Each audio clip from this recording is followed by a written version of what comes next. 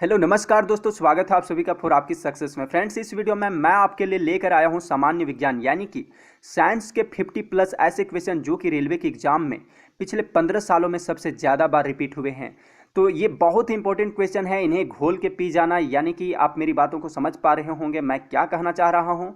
जी हाँ फ्रेंड्स, आप इन्हें याद कर लीजिएगा, रट लीजिएगा, ठीक है, क्योंकि ये क्वेश्चन एग्जाम में बार बार पूछे जाते हैं, बार बार मोस्ट रिपीटेड क्वेश्चन है ये।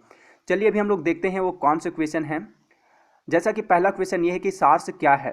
ठीक है, विषाणु द्वारा फैलने वाली बीमारी है, जीवाणु द्वारा फैलने वाली बीमारी है, चूहे के पिस्सू से फैलने वाली बीमारी है, मच्छर से फैलने वाली बीमारी है। तो फ्रेंड्स, जो सार्स है यानी कि SARS, ठीक है, इसका यानी कि फुल फॉर्म जो फुल फॉर्म है वो है सीवियर एक्यूट रेस्पिरेटरी सिंड्रोम, इसका फुल फॉर्म है। ठीक है, तो ये जो है ये विषाणु द्वारा फैलने वाली एक बीमारी है। ठीक है, यह कोरोना वायरस से फैलता है और मैं बता दूं कि यह एक तरह का सर्दी जुकाम जैसा ही बीमारी है। ठीक है, अगला क्वेश्चन देखते हैं। अगला क्वेश्चन ये है कि निकट दृष्टि दोष में किस लेंस का प्रयोग होता है। अवतल लेंस का, उत्तल लेंस का, बाइफोकल लेंस का, बेलनाकार लेंस का। तो निकट दृष्टि दोष यानी कि मायोपिया में जिस लेंस का प्रयोग किया जाता है वो है अवतल लेंस। ठीक है, अगला क्वेश्चन देखते हैं। दूरदृष्टि दोष में किस लेंस का प्रयोग किया जाता है। अवतल लेंस का, उत्तल लेंस का, बाइफोकल लेंस का, बेलनाकार लेंस का। तो दूरदृष्टि दोष में फ्रेंड्स उसमें जो प्रयोग किया जाने वाला लेंस है वो है उत्तल लेंस। नेक्स्ट क्वेश्चन ये है कि गुरुत्वाकर्षण का सिद्धांत किसने दिया। न्यूटन ने दिया था, आर्यभट्ट ने दिया था, कैपलर ने दिया था, कोपरनिकस ने दिया था। तो गुरुत्वाकर्षण का जो सिद्धांत दिया था वो दिए थे न्यूटन के द्वारा दिया गया था। ठीक है, अगला क्वेश्चन ये है कि दही का जमना कौन सी प्रतिक्रिया है। भौतिक प्रतिक्रिया, रासायनिक प्रतिक्रिया, उपर्युक्त दोनों, इनमें से कोई नहीं। तो फ्रेंड्स, जो दही का जमना है वो है रासायनिक प्रतिक्रिया। ठीक है, यानी कि ऐसा मतलब प्रक्रिया जो कि फिर से उसे वापस उस मतलब स्थिति में नहीं लाया जा सके, उसे रासायनिक प्रतिक्रिया कहते हैं। यानी कि आप एक बार जैसे दूध से दही जम गया तो आप फिर से उसे दूध नहीं बना सकते हो, तो ये रासायनिक प्रतिक्रिया है। और जैसे मैं बता दूं कि जैसे भौतिक प्रतिक्रिया है, जैसे अगर आप लेते हैं, अगर एक रबड़ लेते हैं, अगर आप उसे दबा देते हो और फिर उसे छोड़ देते हो तो भौतिक प्रतिक्रिया है, यानी कि फिर वो अपनी पुरानी अवस्था में लौट आता है। तो वैसे वैसे चीज़ों को वैसे कंडीशन में उसे भौतिक प्रतिक्रिया बोलते हैं। ठीक है, अगला क्वेश्चन देखते हैं। अगला क्वेश्चन ये है कि ऑप्टिकल फाइबर होता है रेशम का बना हुआ, कांच का बना हुआ, उपर्युक्त दोनों से बना हुआ, इनमें से कोई नहीं। तो जो ऑप्टिकल फाइबर होता है वो बना होता है प्लास्टिक या कांच का बना हुआ होता है। ठीक है, और मैं बता दूं कि यह एक केबल है जिसके माध्यम से इंटरनेट एक जगह से दूसरी जगह प्रकाश बिंदुओं के रूप में भेजा जाता है। ठीक है, और यह कांच या प्लास्टिक से बनी होती है, जैसा कि मैं आपको बता दिया हूं, और यह बहुत ही मजबूत होती है अन्य केबलों के मुकाबले। ठीक है, और यह अधिक डाटा को एक साथ भेज सकती है। तो फ्रेंड्स, और मैं बता दूं इसका जो आविष्कार किया गया था वो किया गया था नरिंदर सिंह कपैनी ने किया था। ठीक है, तो आपसे याद कीजिएगा, इसका आविष्कार नरिंदर सिंह कपैनी के द्वारा किया गया था और यह कांच का बना हुआ होता है या तो फिर प्लास्टिक का। अगला क्वेश्चन ये है कि शुष्क सेल में कैथोड का कार्य करता है कॉपर छड़, जिंक छड़, ग्रेफाइट छड़, इनमें से कोई नहीं। तो शुष्क सेल में जो कैथोड का काम करता है वो करता है ग्रेफाइट छड़। नेक्स्ट क्वेश्चन ये है कि मानव शरीर में कौन सा रक्त ग्रुप प्राय अधिक पाया जाता है। ए पॉजिटिव, बी पॉजिटिव, ए प्लस बी पॉजिटिव, सॉरी ये बी पॉजिटिव, ओ पॉजिटिव। तो मानव शरीर में जो यानी कि सबसे ज़्यादा जो रक्त पाया जाता है वो है बी पॉजिटिव, और मेरा भी बी पॉजिटिव ही है। ठीक है, मेरे पूरे फैमिली में जितने फैमिली मेम्बर हैं यानी कि घर वालों सभी का बी पॉजिटिव ही है। तो मैक्सिमम जो मतलब रक्त ग्रुप पाया जाता है लोगों में वो बी पॉजिटिव ही होता है, तो आप इसे याद कर लीजिएगा। अगला क्वेश्चन ये है कि मानव शरीर में कितनी हड्डी होती है। 200, 206, 300, 306।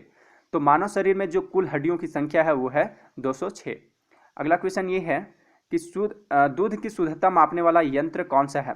Lactometer, actinometer, spectrometer, pedometer. तो फ्रेंड्स, जो दूध की शुद्धता मापने वाला यंत्र है वो है लेक्टोमीटर। ठीक है, अगला क्वेश्चन ये है कि सीने बार किसका प्रमुख अयस्क है। लोहा का, पारा का, चांदी का, तांबा का। तो सीने बार जो है वो है अयस्क पारा का। अगला क्वेश्चन ये है कि किस रोग के प्रतिरोध के लिए BCG का टीका दिया जाता है। चेचक के लिए, पोलियो के लिए, टीबी के लिए, हेपेटाइटिस के लिए। तो जो BCG का जो टीका दिया जाता है यानी कि बेसिलस कॉलमेट ग्यूरिन, इसका मतलब फुल फॉर्म है, यानी मैं बता दिया बेसिलस कॉलमेट ग्यूरिन।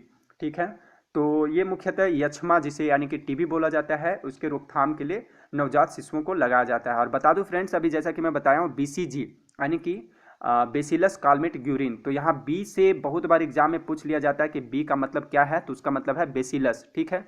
सी का मतलब है कालमेट और जी से मतलब है, जी का मतलब ग्यूरिन, यानी कि बेसिलस कालमेट ग्यूरिन। तो आप इसे फर्स्ट बी वाला तो पक्का याद रखिएगा, बेसिलस, क्योंकि एग्जाम में ये भी पूछा जाता है। अगला क्वेश्चन देखते हैं। अगला क्वेश्चन ये है कि स्त्रियों और बच्चों की आवाज़ तीखी होती है, इसका कारण है उच्च आवृत्ति, उच्च आयाम, कमजोर स्वर तंतु, निम्न आवृत्ति। तो स्त्रियों और बच्चों की जो आवाज़ तीखी होती है उसके पीछे जो रीजन है वो है उच्च आवृत्ति, यानी कि हाई फ्रीक्वेंसी के कारण है, सो उनकी आवाज़ तीखी यानी कि पतली होती है। अगला क्वेश्चन ये है कि गुब्बारे में कौन सी गैस प्रयुक्त की जाती है, हाइड्रोजन, हीलियम, ऑक्सीजन, आर्गन। तो गुब्बारे में या तो फिर हवाई जहाज के टायरों में जो जिस गैस की प्रयोग किया जाता है वो है हीलियम, ठीक है। हीलियम यानी कि बहुत ही हल्का गैस है, इसलिए इसका प्रयोग किया जाता है। अगला क्वेश्चन ये है कि मूत्र का पीला रंग निम्न में से किसके कारण होता है, यूरोक्रोम, रुधिर के कारण, कोलेस्ट्रॉल या तो फिर बाइल के कारण। तो मूत्र का जो पीला रंग होता है यानी कि पेशाब का पीला रंग होता है वो होता है यूरोक्रोम के कारण। नेक्स्ट क्वेश्चन ये है कि ब्लीचिंग पाउडर या व्यंजक चूर्ण का रासायनिक सूत्र क्या है, Cl2 वो Cl, CaO Cl2, CaO Cl, CaO Cl। तो फ्रेंड्स ब्लीचिंग पाउडर यानी कि व्यंजक चूर्ण जिसे पानी के प्यूरिफिकेशन में यूज किया जाता है उसका जो रासायनिक सूत्र है वो है CaO Cl2, ठीक है। और इसका जो रासायनिक नाम है वो है कैल्शियम हाइपोक्लोराइड। तो आप इसे भी याद रखिएगा कैल्शियम हाइपोक्लोराइड को, क्योंकि ऐसे भी एग्जाम में पूछा जा सकता है। अगला क्वेश्चन देखते हैं। अगला क्वेश्चन ये है कि फाउंटेन पेन का आविष्कारक कौन था, फ्रैंकलिन, एयरमैन, लीडमैन, वाटरमैन। तो जो फाउंटेन पेन यानी कि फाउंटेन पेन जो है यानी निब के जैसा निब वाला पेन, आप इसे गूगल पे सर्च करके देख लीजिएगा कि फाउंटेन पेन कैसा होता है। तो उसका जो आविष्कारक थे वो थे वाटरमैन, ठीक है। इनका जो पूरा नाम है वो है लेविस वाटरमैन। अगला क्वेश्चन देखते हैं। अगला क्वेश्चन ये है कि जेनेटिक कोड की खोज किसने की, विलियम हार्वे ने, हरगोविंद खुराना ने, लुई पास्चर ने, एफ वेंटिंग ने। तो जेनेटिक कोड का जो खोज किया गया था वो किया गया था हरगोविंद खुराना के द्वारा। अगला क्वेश्चन ये है कि किसे भारी जल कहा जाता है, बर्फ को, ड्यूटोरियम ऑक्साइड को, आसुत जल को, इनमें से कोई नहीं। तो भारी जल जिसे मतलब कहा जाता है वो कहा जाता है ड्यूटोरियम ऑक्साइड को, और इसका जो रासायनिक सूत्र होता है वो भी एग्जाम में पूछा जाता है, इसलिए आप इसे भी याद रखिएगा, यानी कि D2O, ठीक है, ड्यूटोरियम ऑक्साइड। आगे बढ़ते हैं हम लोग। सोडियम कार्बोनेट का व्यापारिक नाम क्या है, धोने का सोडा, खाने का सोडा, कास्टिक सोडा, सिंदूर। तो फ्रेंड्स जो सोडियम कार्बोनेट है उसका जो व्यापारिक नाम है वो है धोने का सोडा, ठीक है। यानी कि इसका मैं सूत्र ऐसे ही बता देता हूँ, Na2, ठीक है, Na2CO3, आप इसे याद रखिएगा, Na2CO3 इसका है सोडियम कार्बोनेट यानी कि धोने का सोडा का रासायनिक सूत्र। अगला क्वेश्चन ये है कि किस तत्व के कारण मनुष्य में एनीमिया होता है, आयोडीन के कारण, कैल्शियम के कारण, आयरन के कारण, पोटेशियम के कारण। तो एनीमिया जो मनुष्य में होता है उसके पीछे जो कारण है, रीजन है, वो है आयरन की कमी का होना, ठीक है। अगला क्वेश्चन ये है कि खाने का सोडा का रासायनिक सूत्र क्या है, जिसे बेकिंग सोडा भी बोला जाता है। तो K2CO3, NaHCO3, Na2CO3, Na2SO4। तो खाने का सोडा यानी कि जिसे बेकिंग सोडा भी कहा जाता है उसका जो रासायनिक सूत्र है वो है NaHCO3, और इसका जो रासायनिक नाम है वो है सोडियम बाइकार्बोनेट, ठीक है। और जो धोने का सोडा है उसका सूत्र है Na2CO3, और इसका जो रासायनिक नाम है वो है सोडियम कार्बोनेट, और इसका है सोडियम बाइकार्बोनेट, ठीक है। ये एग्जाम में बहुत बार ये क्वेश्चन पूछा जाता है, तो आप इसे याद कर लेना, टिप्स पे ये क्वेश्चन याद होना चाहिए, ठीक है। अगला क्वेश्चन ये है कि जल का हिमांक यानी कि फ्रीजिंग पॉइंट है 4 degree Celsius, 0 degree Celsius, 100 degree Celsius, -4 degree Celsius. तो जो फ्रीजिंग पॉइंट है जल का यानी कि हिमांक है वो है 4 डिग्री सेल्सियस, ठीक है, 4 डिग्री सेल्सियस ही है। और मैं बता दूं यानी कि 4 डिग्री सेल्सियस पर है सो जल मतलब यानी पानी है सो जमना शुरू हो जाता है। और एक चीज़ और इसमें ऐड करना चाहूँगा कि 4 डिग्री सेल्सियस पर ही जल का घनत्व सबसे अधिक होता है, और जैसे ही इससे कम यानी कि 4 डिग्री से जैसे ही कम होता है इसका मतलब कि टेम्परेचर या तो फिर बढ़ता है तो इसका घनत्व ऐसो घट जाता है। तो ये भी क्वेश्चन पूछा जाता है कि सबसे अधिक यानी जल का सबसे अधिक घनत्व कब होता है, तो होता है 4 डिग्री सेल्सियस यानी 4 डिग्री सेल्सियस पर। और जल का जो हिमांक है यानी फ्रीजिंग पॉइंट है यानी जमने का जो स्टार्ट होता है, जमना शुरू होता है, वो होता है 4 डिग्री सेल्सियस पर जमना स्टार्ट हो जाता है। ठीक है, आगे बढ़ते हैं हम लोग। कपास के पौधे के किस भाग से कपास का रेशा निकाला जाता है? जड़ से, पत्तियां से, तने से, बीज से। तो कपास के पौधे के जिस भाग से मतलब ये कपास का जो रेशा निकाला जाता है वो है बीज से। ठीक है, अगला क्वेश्चन ये है कि लार की प्रकृति कैसी होती है? निष्प्रभावी, अम्लीय, क्षारीय, उभयधर्मी। तो लार का जो प्रकृति यानी लार कैसा होता है, तो होता है अम्लीय। ठीक है, और इसका जो पीएच मान है वो है 6.5 होता है। आगे बढ़ते हैं हम लोग। किसी लेंस की क्षमता किससे व्यक्त की जाती है? वाट से, डायोप्टर से, जूल से, यानी कि इनमें से कोई नहीं। तो किसी लेंस की जो क्षमता जो व्यक्त की जाती है वो की जाती है डायोप्टर में। ठीक है, डायोप्टर में इसे मापा जाता है। अगला क्वेश्चन ये है कि निम्न में से किसे किसानों का मित्र कहा जाता है? सूअर को, गाय को, कुत्ता को, केंचुआ को। तो फ्रेंड्स, किसानों का मित्र आप कुत्ता मत मार देना या सूअर, उस जो किसानों का मित्र बोला जाता है वो बोला जाता है केंचुआ को। ठीक है, क्योंकि ये भूमि को ऐसो फर्टाइल बनाता है, इस वजह से केंचुआ को ऐसो किसानों का मित्र बोला जाता है। नेक्स्ट क्वेश्चन ये है कि डायनासोर किस कशेरुकी वर्ग से संबंधित थे? मत्स्य, पक्षी, रेप्टाइल्स, स्तनधारी। तो डायनासोर का जो संबंध था जिस कशेरुकी से, उसका नाम है रेप्टाइल्स। ये यानी कि रेप्टाइल प्राणी के ये जानवर थे, जैसे अभी सांप हैं या तो फिर घड़ियाल, गिरगिट, ये सारे रेप्टाइल कशेरुकी के हैं। स्तनधारी में जैसे अभी मनुष्य हो गया। ठीक है, और मैं बता दूं कि डायनासोर जो है वो 65 मिलियन वर्ष पहले विलुप्त हो गए हैं। अगला क्वेश्चन ये है कि एक प्रकाश वर्ष है समय का मात्रक, दूरी का मात्रक, तीव्रता का मात्रक, सूर्य से उत्सर्जित प्रकाश का मापन।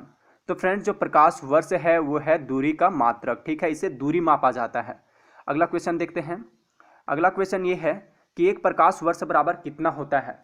9.46 into 10 to the power 15 metre, 9.46 into 10 to the power 30 metre, 9.46 into 10 to the power 10 metre, 9.46 into 10 to the power 8 metre. तो एक प्रकाश वर्ष बराबर जो होता है वो होता है 9.46 सॉरी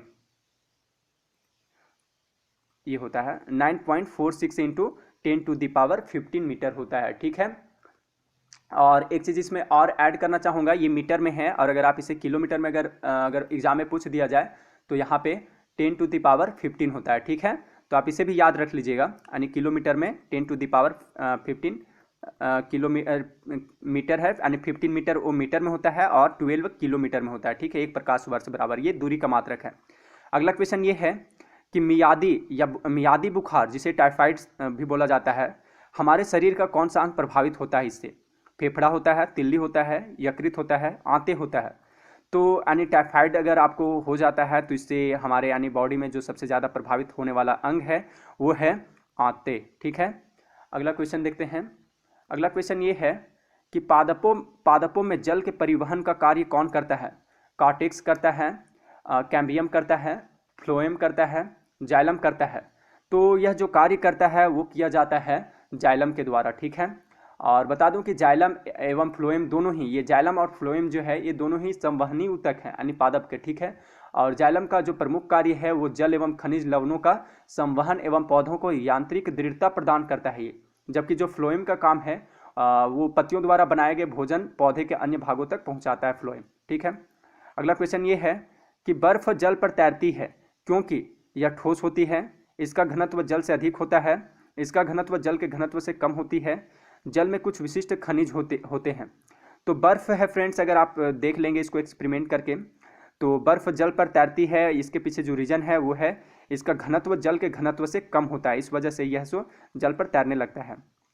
अगला क्वेश्चन ये है कि प्रकाश का रंग निश्चित किया जाता है उसके वेग द्वारा, आयाम द्वारा, तरंग दैर्घ्य द्वारा, आवृत्ति द्वारा। तो प्रकाश का जो रंग है उसे निश्चित किया जाता है, वो किया जाता है तरंग दैर्घ्य के द्वारा। ठीक है, यानी वेव लेंथ के द्वारा। नेक्स्ट क्वेश्चन ये है कि निम्नलिखित में से कौन सा विटामिन घाव को भरने में सहायक होता है? Vitamin A, vitamin C, vitamin B, vitamin K. तो विटामिन जो विटामिन है जो कि घाव भरने में सहायक होता है वो है विटामिन के, और विटामिन के ही है फ्रेंड्स जो रक्त को थक्का जमाने में मदद भी करता है। तो ये भी क्वेश्चन पूछा जाता है कि रक्त को यानी स्पंदन यानी कि थक्का जमाने में कौन सा विटामिन मदद करता है, तो है विटामिन के। ठीक है, और इसका भी जो आंसर है 35 का वो है ऑप्शन नंबर डी। अगला क्वेश्चन ये है कि गाय का गर्भकाल कितने दिनों का होता है? 280 दिनों का, 300 दिन का, 330 दिन का, 340 दिन का। तो जो गाय का जो गर्भकाल है वो समय है वो है 280 दिन का। ठीक है, नेक्स्ट क्वेश्चन, सर्पदंश से शरीर का कौन सा भाग प्रभावित होता है? यानी कि अगर सांप काट ले तो कौन सा हमारे अंग का प्रभाव, मतलब कि हमारे शरीर का कौन सा अंग यानी कि भाग प्रभावित होता है? मस्तिष्क, तंत्रिका तंत्र, फेफड़ा, हृदय। तो जो सबसे ज़्यादा प्रभावित होने वाला भाग है वो है तंत्रिका तंत्र, जिसे यानी कि नर्वस सिस्टम भी बोलते हैं। ठीक है, यानी नर्वस सिस्टम ही सबसे अधिक प्रभावित होता है। पीतल किसकी मिश्र धातु है? तांबा और टीन की, तांबा और एल्युमिनियम की, तांबा और जस्ता की, तांबा और लोहा की।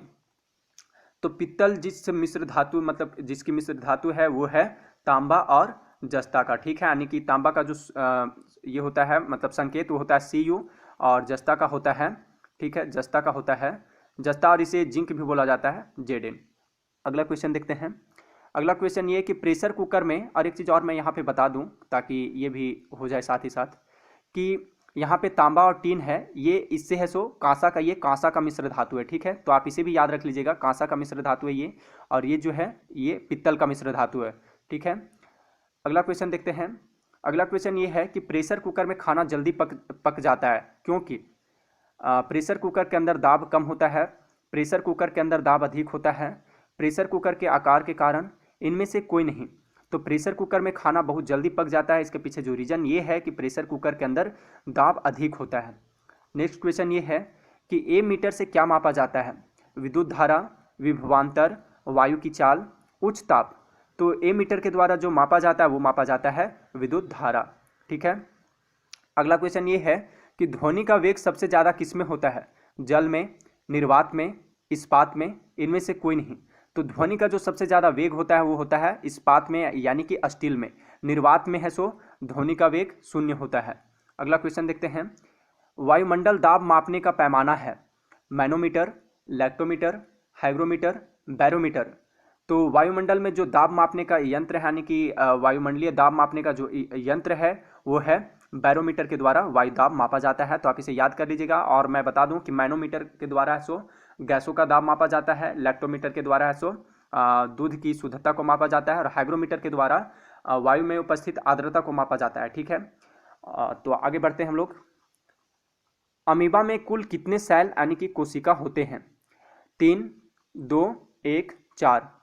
तो अमीबा है सो फ्रेंड्स आप पढ़े भी होंगे कि अमीबा एक कोशिकीय प्राणी है। ठीक है, ये एक कोशिकीय होता है। तो इसका आंसर हो जाएगा ऑप्शन नंबर सी। अगला क्वेश्चन ये है कि रेफ्रिजरेटर में कौन सी गैस शीतलन करता है यानी ठंडा जो करने वाला जो गैस है वो कौन सा है? Ammonia, फ्रियान, oxygen, nitrogen. तो इसका जो आंसर है वो है फ्रियान, यानी फ्रियान गैस उसमें रहता है। ठीक है, अगला क्वेश्चन ये है कि इलेक्ट्रॉन के खोज करता है J Thomson, Rutherford, James Chadwick, इनमें से कोई नहीं। तो इलेक्ट्रॉन के जो खोज करता है वो है जे थॉमसन। ठीक है, मैं इसे फ्रेंड्स इसे ट्रिक से याद रखा हूँ, आप भी याद रखें उससे। ईंट पर नाच। ठीक है, आपको याद रखना ईंट पर नाच। ई से इलेक्ट्रॉन, टी से जे थॉमसन। ठीक है, यानी कि टॉमसन। फिर ईंट पर प से प्रोटॉन, र से रदरफोर्ड, यानी कि रदरफोर्ड जो है प्रोटॉन का खोज किए हैं। फिर आगे आता है ईंट पर हो गया नाच। अब नाच आता है न से न्यूट्रॉन, च से चैडविक। तो आपको यानी कि ये थॉमसन, रदरफोर्ड और चैडविक याद रखना है। ईंट पर नाच, ईंट पर नाच। ठीक है, अगला क्वेश्चन देखते हैं हम लोग। निम्नलिखित में से किसे भविष्य की धातु कहा जाता है? स्टील, तांबा, लोहा, टाइटेनियम। तो भविष्य की जो धातु कहे जाने वाला जो तत्व है यानी कि वो धातु है वो है टाइटेनियम। ठीक है, हीटर के तार किस चीज के बने होते हैं? तांबा के, टंगस्टन के, नाइक्रोम के, एल्युमिनियम के। तो हीटर के जो तार बने होते हैं वो बने होते हैं नाइक्रोम के। लोहे का जंग लगने से उसका भार बढ़ता है, घटता है, अपरिवर्तित रहता है, पहले बढ़ेगा फिर घटेगा, क्या होता है? तो लोहे में अगर जंग लग जाता है तो उसका जो भार है, वेट है, वो है सो बढ़ जाता है। ठीक है। एड्स रोग किससे फैलता है? बैक्टीरिया से, वायरस से, मच्छर से, इनमें से कोई नहीं। तो फ्रेंड्स, जिनको भी एड्स हो जाता है उसे मतलब एड्स जो फैलता है वो फैलता है वायरस से। ठीक है। अगला क्वेश्चन देखते हैं। अगला क्वेश्चन ये है कि कशिश का तेल कहलाता है नाइट्रिक अम्ल, हाइड्रोक्लोरिक अम्ल, एसिटिक अम्ल, सल्फ्यूरिक अम्ल। तो कशिश का जो तेल बोला जाता है वो कहलाता है सल्फ्यूरिक अम्ल को। ठीक है, सल्फ्यूरिक अम्ल है सो कशिश का तेल ऐसे बोला जाता है। मृग मरीचिका बनने का कारण है प्रकाश का व्यक्तीकरण, प्रकाश का विवर्तन, प्रकाश का ध्रुवन, प्रकाश का पूर्ण आंतरिक परावर्तन। तो मृग मरीचिका यानी कि जो मिराज बनता है, इंग्लिश में मिराज बोलते हैं इसे, तो वो बनने के पीछे जो रीजन है वो है प्रकाश का पूर्ण आंतरिक परावर्तन। ठीक है। अगला क्वेश्चन ये कि एलिसा परीक्षण किसके लिए निर्देशित है? एड्स के लिए, टाइफाइड के लिए, पोलियो के लिए, कैंसर के लिए। तो जो एलिसा टेस्ट जो किया जाता है वो किया जाता है एड्स का पता करने के लिए कि कहीं एड्स तो नहीं हो गया है। ठीक है, तो एलिसा परीक्षण एड्स से संबंधित है। नेक्स्ट क्वेश्चन ये है कि परमाणु बम की खोज किसने की थी? ऑटो हान ने, अल्बर्ट आइंस्टीन ने, एडिसन ने, रदरफोर्ड ने। तो परमाणु बम का जो खोज किया गया था वो किया गया था ऑटो हान के द्वारा। अगला क्वेश्चन ये है कि डॉक्टर सीवी रमन को किस विषय में नोबेल पुरस्कार मिला? साहित्य के क्षेत्र में, औषधि विज्ञान में, भौतिकी में, रसायन शास्त्र में। तो फ्रेंड्स, जो डॉक्टर सीवी रमन थे ये भारत के महान भौतिक मतलब कि वैज्ञानिक थे, भौतिक के ये साइंटिस्ट थे भौतिकी के क्षेत्र में। तो इनको ऐसो नोबेल पुरस्कार 1930 में मिला था। ये भी क्वेश्चन पूछा जाता है। ठीक है, 1930 में। अगला क्वेश्चन देखते हैं। निम्नलिखित में से कौन सा विटामिन जल में विलय होता है? Vitamin A, vitamin E, vitamin C, vitamin D. तो जल में जो विलय होने वाला जो विटामिन है वो है विटामिन सी। ठीक है, विटामिन बी और सी ये दोनों है सो जल में घुलनशील हैं। और जो विटामिन ये हो गया, ये डी, ई और के, ठीक है, आप इसे भी याद रखिएगा। ये डी और के जो है ये सो वसा में घुलनशील विटामिन है और विटामिन बी और सी जल में घुलनशील है। ये भी क्वेश्चन दोनों मतलब पूछे जाते हैं। ठीक है। अगला क्वेश्चन ये है कि डायनामाइट का आविष्कार किसने किया था? अल्फ्रेड बर्नार्ड नोबेल ने, इमैनुएल स्वीडेनबर्ग ने, चार्ल्स डी गियर ने, ओलास रुडबेक ने। तो डायनामाइट का जो आविष्कार किया गया था वो किया गया था महान साइंटिस्ट यानी कि अल्फ्रेड बर्नार्ड नोबेल के द्वारा। ठीक है, और इन्हीं के मतलब कि नाम से है सो नोबेल प्राइज भी दिया जाता है 1901 से। ठीक है, तो ये भी आप याद रखिएगा कि नोबेल प्राइज का जो प्रारंभ हुआ है वो है 1901 से हुआ है। अगला क्वेश्चन, और किसके नाम से दिया जाता है? तो अल्फ्रेड बर्नार्ड नोबेल के नाम पे। अगला क्वेश्चन ये है कि लाल रुधिर कणिकाओं यानी कि आरबीसी, रेड ब्लड सेल्स का निर्माण कहाँ होता है? वृक्कों में, अस्थिमज्जा में, यकृत में, तिल्ली में। तो आरबीसी का जो निर्माण होता है वो होता है अस्थिमज्जा में। अगला क्वेश्चन ये है कि मधुमेह रोग किसकी कमी से होता है? इंसुलिन की कमी से, प्रोटीन की कमी से, वसा की कमी से, विटामिन की कमी से। तो मधुमेह यानी कि शुगर होता है वो होता है इंसुलिन की कमी से। ठीक है, जिसे चिनिया बीमारी भी बोला जाता है। अगला क्वेश्चन ये है कि दूध के फटने पर कौन सा एसिड उत्पन्न होता है? Tartaric acid, butyric acid, lactic acid, acetic acid. तो दूध के फटने से जिस एसिड का मतलब जो जिस एसिड उत्पन्न होता है वो है लैक्टिक एसिड। ठीक है।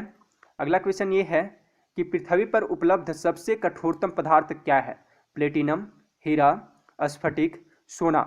तो फ्रेंड्स, पृथ्वी पर अभी तक का जो सबसे मतलब कि कठोर पदार्थ है यानी कि जो सबसे कठोरतम पदार्थ है वो है हीरा। ठीक है, तो ये था 60 क्वेश्चन, 50 प्लस मैं बताया था, तो इसमें टोटल 60 क्वेश्चन थे। और अगर आपको इन क्वेश्चन का पीडीएफ फाइल चाहिए तो इसका डाउनलोड लिंक डिस्क्रिप्शन में दिया हुआ है, तो आप वहां से इसे डाउनलोड कर लीजिए और प्रैक्टिस करते रहिएगा, क्योंकि ये रेलवे ग्रुप डी और असिस्टेंट लोको पायलट के एग्जाम में इसका आने का संभावना 100% है। बहुत सारे इस वीडियो से यानी इस प्रश्न से क्वेश्चन पूछे ही जाएंगे। ठीक है, 10 से 15 क्वेश्चन आ सकते हैं इससे, तो आप इसे याद कर लीजिएगा। टिप्स पे याद होने चाहिए, एकदम कंठस्थ याद कर लीजिएगा, इसे घोल के पी जाइएगा। और यदि आपको इस वीडियो का सेकेंड पार्ट चाहिए तो नीचे कमेंट बॉक्स में मुझे ज़रूर बताइएगा, मैं ताकि वीडियो फिर उस तरह मैं बनाऊंगा आपके लिए। और लाइक और सब्सक्राइब अभी ज़रूर कीजिएगा फ्रेंड्स, क्योंकि बहुत मेहनत किया हूँ आपके लिए ये वीडियो तैयार करने के लिए। और कमेंट करके ज़रूर बताइएगा कि यह वीडियो आपको कैसी लगी। ठीक है, और शेयर करना न भूलें। Thanks for watching.